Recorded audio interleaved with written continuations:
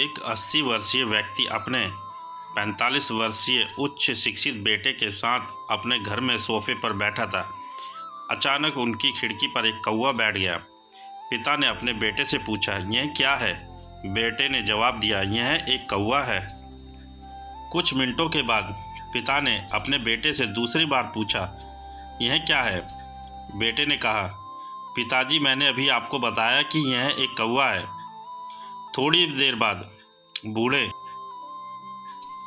पिता ने फिर से अपने बेटे से तीसरी बार पूछा, यह क्या है? इस समय बेटे के स्वर में कुछ जलन महसूस हुई। तब उसने अपने पिता से जुझलाते हुए बोला, यह एक कौवा है, एक कौवा है। थोड़ी देर बाद पिता ने फिर से अपने बेटे से चौथी बार पूछा, यह क्या है? इस बार बेटा अपने पिता पर चिल्लाया, आप मुझसे बार बार एक ही सवाल क्यों पूछते रहते हैं? हालांकि मैंने आपको ये कई बार बता चुका हूँ कि यह एक कौवा है।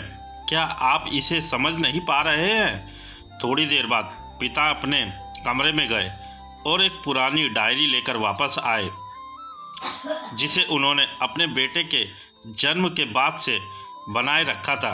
एक पेज खोलने पर उन्होंने अपने बेटे को इस पेज को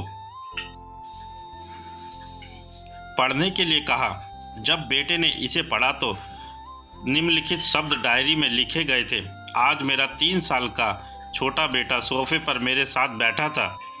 जब खिड़की पर एक कौवा बैठा था, मेरे बेटे ने मुझसे 23 बार पूछा कि यह क्या है, और मैंने उसे 23 बार जवाब दिया कि यह एक कौवा था।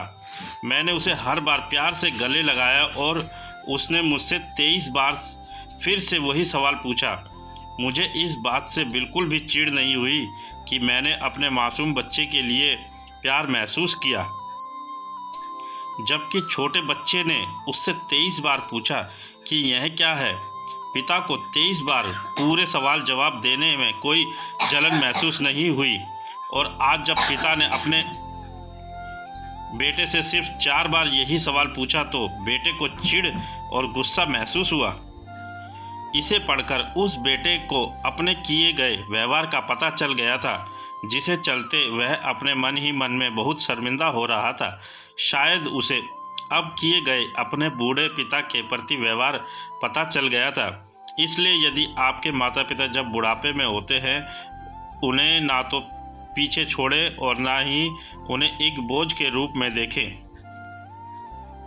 बल्कि उनके साथ एक दयालु शब्द बोलें। शांत, आज्ञाकारी, विनम्र और उनके प्रति दयालु बने।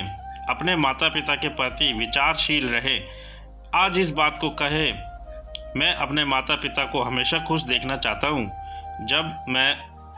जब से मैं छोटा बच्चा था, उन्होंने मेरी देखभाल की। उन्होंने हमेशा मुझ पर अपने निस्वार्थ प्रेम की वर्षा की है। उन्होंने आज समाज में मुझे एक व्यक्ति के रूप में प्रस्तुत करने के लिए तूफान और गर्मी को देखे बिना सभी पहाड़ों और घाटियों को पार किया। भगवान से प्रार्थना करे मैं अपने बूढ़े माता पिता की सर्वोत्तम तरीके से सेवा करूँगा। मैं अपने प्यारे माता पिता को सभी अच्छे और दयालु शब्द कहूँगा, चाहे वह कैसा भी व्यवहार करे। तो आप सभी इस कहानी को पढ़ने के बाद